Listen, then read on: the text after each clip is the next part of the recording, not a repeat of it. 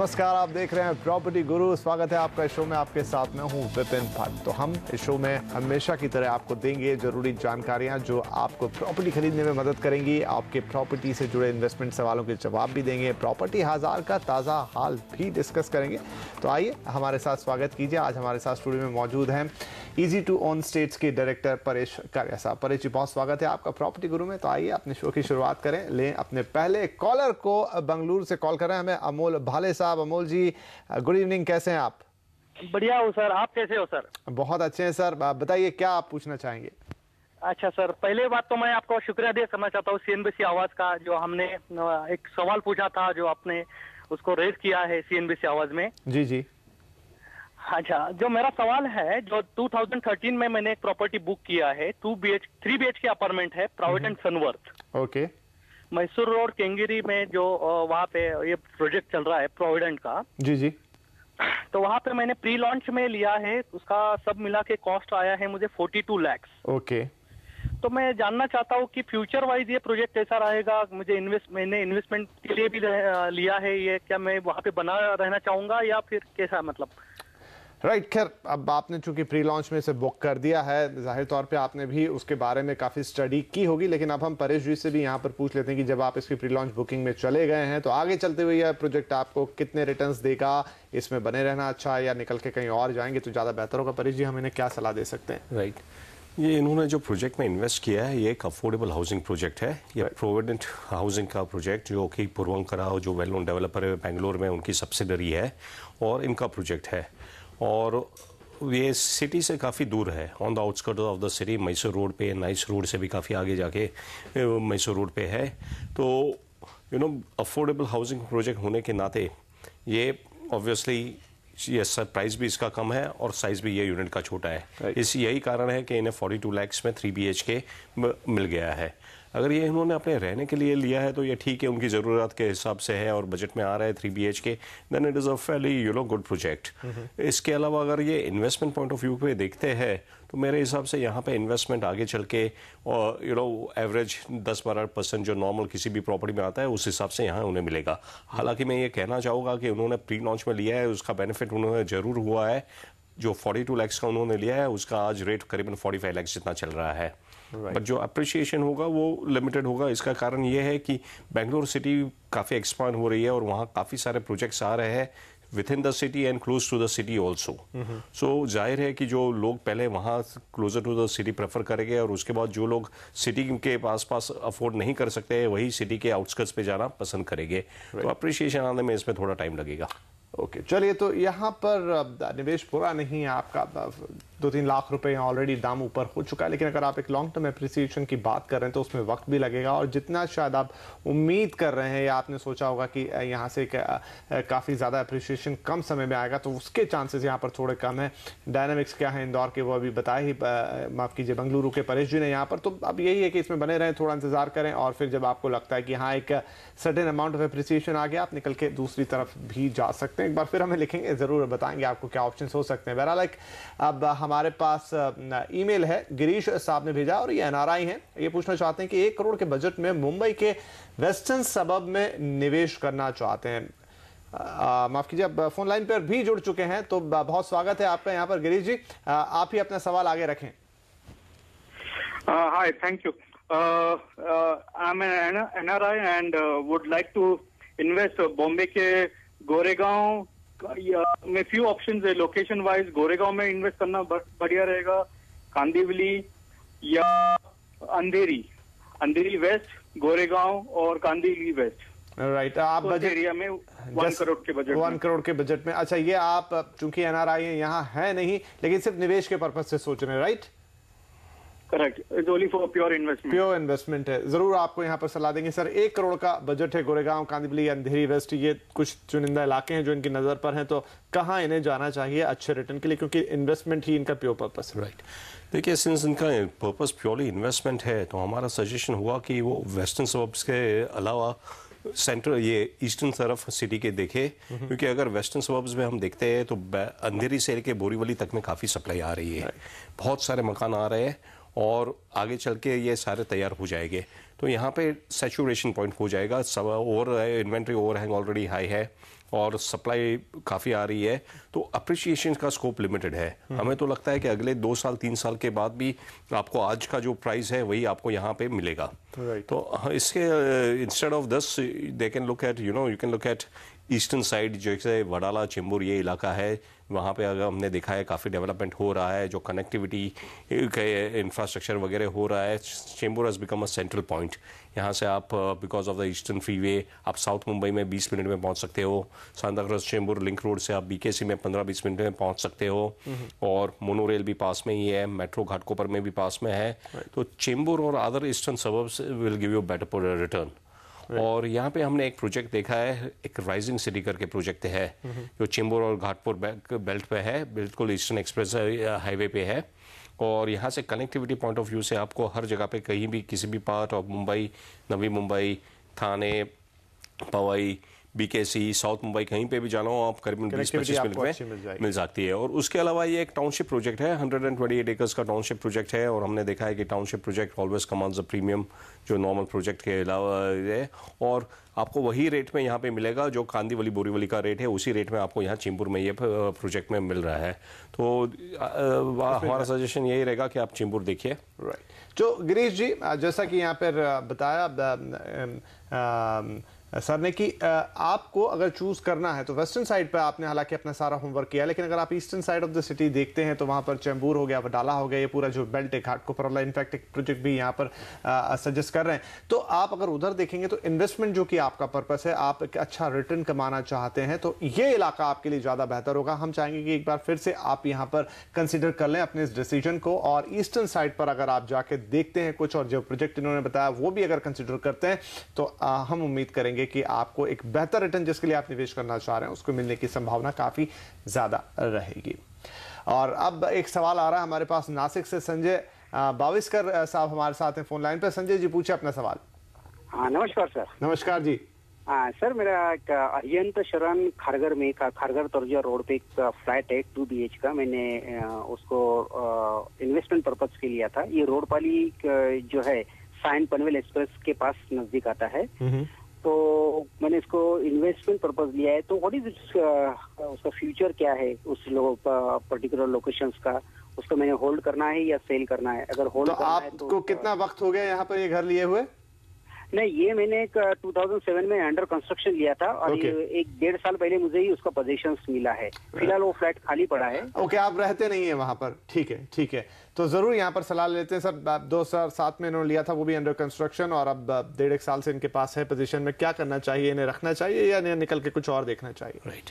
इनका ये जो प्रोजेक्ट है ये कालमबोली में है, जो कि खारगर और पनवेल के बीच में आता है, और project is by Arihant developers, जो कि नवी मुंबई के काफ़ी वेल नोन डेवलपर्स है, और काफ़ी अच्छा प्रोजेक्ट है, लोकेशन भी अच्छा है। तो इनका अप्रिशिएशन भी अच्छा हो गया है। आई थिंक अभी इसका रेट करीबन 6,800-6,900 चल रहा है। तो जाहिर है उन्होंने अंडर कंस्ट्रक्शन में लिया होगा तभी काफ़ी कम होगा रेट, और अप्रिशिएशन जो है उन्हें अच्छा मिला होगा। अभी गोइंग फॉरवर्ड जो डेवलपमेंट हो रही है नवी मुंबई में, तो आपको तो पता है जैसे इंटरनेशनल एयरपोर्ट पे आगे बात चल चुकी है, और अभी देयर इज़ नो वे, कभी ना कभी इंटरनेशनल एयरपोर्ट जरूर आएगा वहाँ पे। इसके अलावा जो नवी मुंबई SEZ का काम रुका हुआ था वो अभी फिर से चालू होने की उम्मीद है। तो ये सब डेवलपमेंट देखते हुए नवी मुंबई में पोटेंशियल हमें अच्छे लग रहे हैं आगे जाते हुए। तो हमारा सजेशन यही रहेगा कि आप होल्ड करके रखिए इन्हें। इतना टाइम तक आपने होल्ड करके रखा है तो आप और थोड़ा टाइम रखिए, अगले 2-3 साल में इसमें अच्छा अप्रिशिएशन आने की उम्मीद है। चलिए संजय जी, तो बताइए आपको कि आपने एक सही वक्त पे सही प्रोजेक्ट में निवेश किया था, बेहतरीन रिटर्न आपको अभी तक भी हम उम्मीद कर रहे हैं मिल चुका है, और जैसा यहाँ पर बताया जा रहा है कि आप अगर इसको 2-3 साल तक और होल्ड कर लेते हैं, परेश जी की सलाह अगर आप माने, तो यहाँ पर आपको और बेहतरीन अप्रिसिएशन, बहुत अच्छे रिटर्न मिल सकते हैं। क्योंकि जो पूरा इलाका है नवी मुंबई का, तो तमाम फैक्टर्स हैं वहाँ पर, चाहे आप कनेक्टिविटी की बात कर लीजिए, इंफ्रास्ट्रक्चर की बात कर लीजिए, नए एयरपोर्ट की बात कर लीजिए, जो इस इलाके को और बेहतरी की तरफ ले जा रहे हैं। भविष्य में यहाँ पर हमको दाम और ऊपर नजर आएंगे। तो 2-3 साल अगर आप और होल्ड करते हैं तो आपको अच्छे रिटर्न मिलने की पूरी उम्मीद है। चलिए इसी के साथ प्रॉपर्टी गुरु में वक्त हो गया एक छोटे से ब्रेक का। ब्रेक के बाद आएंगे और आप लोगों के कुछ और सवाल जवाब देंगे।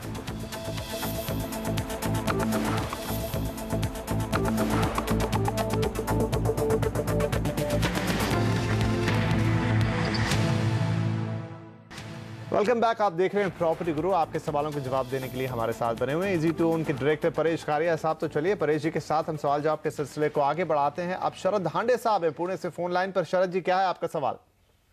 Bipin ji, good evening. आपसे मेरा actually I want to invest in Pune, right, but मैंने पुणे का थोड़ा सर्वे किया है। Means I want to invest somewhere around Pimpri institute, but I also have seen the other areas like Akurdi and all. तो मेरा क्या ऑब्जर्वेशन है कि generally people are investing in Pune, means there are number of flats available, but and rental income तो मिल जाता है public को, but when they are actually trying to sell it, इधर बायर मिलना is very difficult. Means there are many flat despite being a very good complex, very good number of amenities, properties are not getting sold. At the end, owner ko like they have to reduce the price substantially, and they have to sold a flat in emergency situation.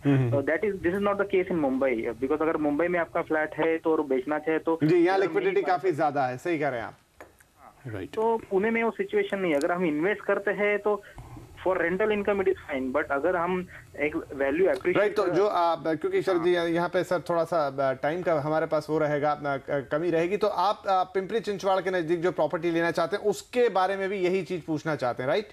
Right. जरूर, बहुत अच्छा सवाल उठाया यहाँ पर आपने शरद जी। तो sir ये बात हम आपसे भी जानना चाहेंगे कि पुणे एक बहुत अच्छा मार्केट हम कंसीडर करते हैं और दाम भी वहाँ के अच्छे हैं, प्रोजेक्ट भी अच्छे होते हैं, लेकिन कितनी ये बात सही जो शरद जी कह रहे हैं कि आपने खरीद तो लिया, लेकिन जब सेल करने जाते हैं तो वो लिक्विडिटी वहां पर नहीं मिलती। मतलब it's tough to cell in Pune.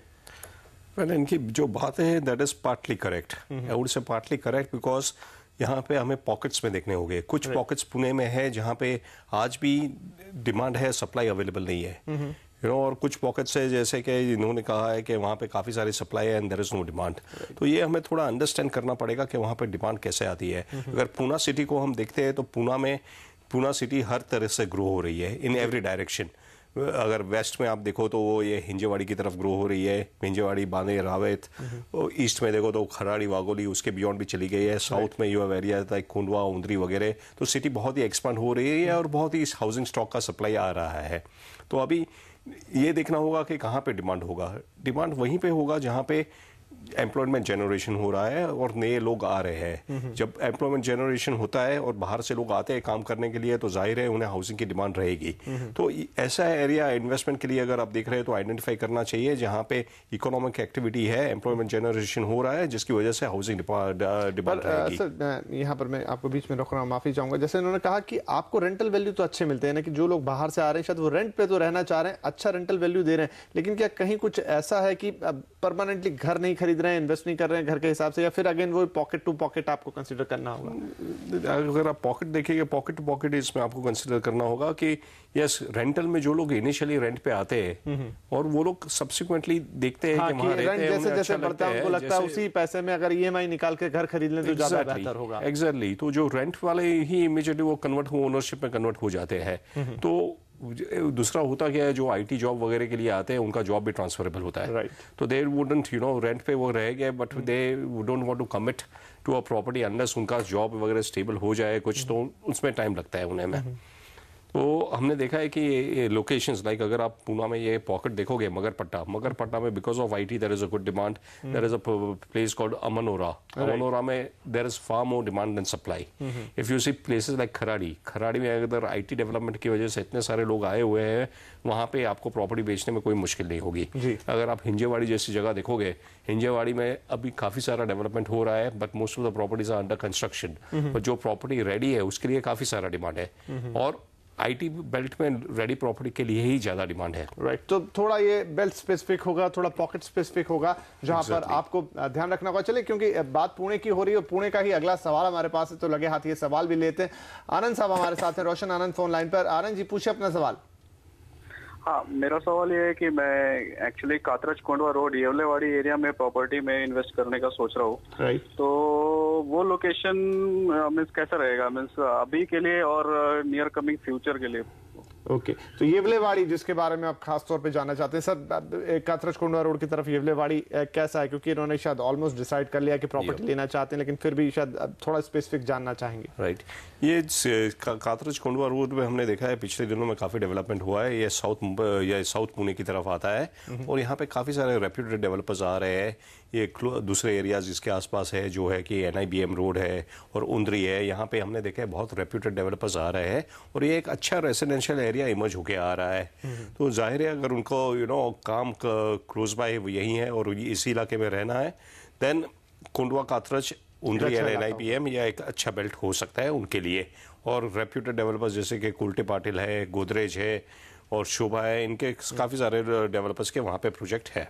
Right, तो रोशन साहब एक अच्छा इलाका है जिसकी तरफ आप देख रहे हैं यहाँ पर कोंडलेवाड़ी, और आप चाहें तो बेहतरीन डेवलपर्स भी यहाँ पर आपके लिए हैं, अच्छे रिटर्न्स की भी इस इलाके से उम्मीद कर सकते हैं। तो आप यहाँ पर अपने इस डिसीजन को आगे बढ़ा सकते हैं, थोड़ा सा और ड्यू डिलिजेंस कर लीजिए, अपने लिए एक बेहतर प्रॉपर्टी आपको यहाँ जरूर मिलेगी और आपका निर्णय सही दिशा में है। तो इसी के साथ वक्त हो गया एक और छोटे से ब्रेक का। ब्रेक के बाद भी सवाल जवाब जारी रहेंगे।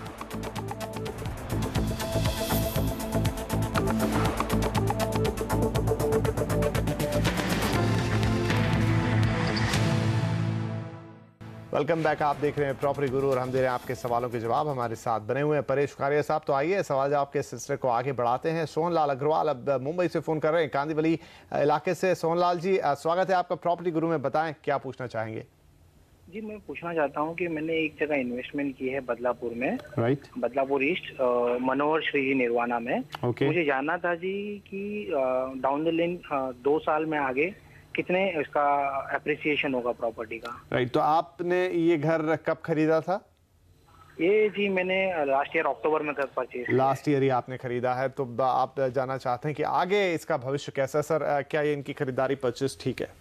राइट, जैसे कि हमने पहले भी ये शो में डिस्कस किया है कि बदलापुर एक अच्छा लोकेशन है और emerging one of the most emerging location है for affordable housing central side पे। तो इनका डिसीजन बदलापुर में इन्वेस्ट करना ये सही डिसीजन है। जो प्रोजेक्ट इन्होंने सिलेक्ट किया है वो भी अच्छा है, ये स्टेशन से ज़्यादा दूर नहीं है और इनके प्रोजेक्ट के पास से ही पनवेल बदलापुर हाईवे पास होने वाला है। तो बिल्कुल सही डिसीजन है। और जहाँ तक कि रिटर्न की सवाल है, अभी फ़िलहाल वहाँ पे रेट कुछ 3,000 के आसपास चल रहा है ये बदलापुर में, और आगे चल के हमें उम्मीद है कि यहाँ पे आपको 15% से 18% के बीच में रिटर्न मिल सकता है अगले 3-4 साल में। राइट, हो सकता है सोहनलाल जी ने आप ही की सलाह सुनकर कार्यक्रम पे बदलापुर जाने का डिसीजन लिया। बहरहाल अच्छा डिसीजन है आपका सोहनलाल जी, और जैसा यहाँ परेश जी ने बताया कि सारे फैक्टर्स इंटैक्ट हैं, बहुत अच्छे हैं, आपका डिसीजन अच्छा है, आपको आगे चलते हुए अच्छा रिटर्न आपकी प्रॉपर्टी पे मिलेगा। अब एक ईमेल हमारे पास है, वैभव चौहान साहब की ठाणे से भेजी है। पूछना चाहते हैं टिटवाला में प्रॉपर्टी लेनी है और रीजेंसी सर्वम प्रोजेक्ट है जहां उन्होंने घर देखा है 30 लाख रुपए में, 1 BHK फ्लैट इन्हें मिल रहा है, और पूछना चाहते हैं कि इस निवेश से अगर वो करना चाहें तो कैसा रहेगा, और फिर वही कि भविष्य में कितना रिटर्न इनको इस प्रॉपर्टी से मिल सकता है। क्या कहेंगे सर? देखिए, ये जो टिटवाला है वो सेंट्रल लाइन पे अगेन है, बदलापुर के आसपास ही है, करीबन इतनी डिस्टेंस होती है कल्याण के बाद।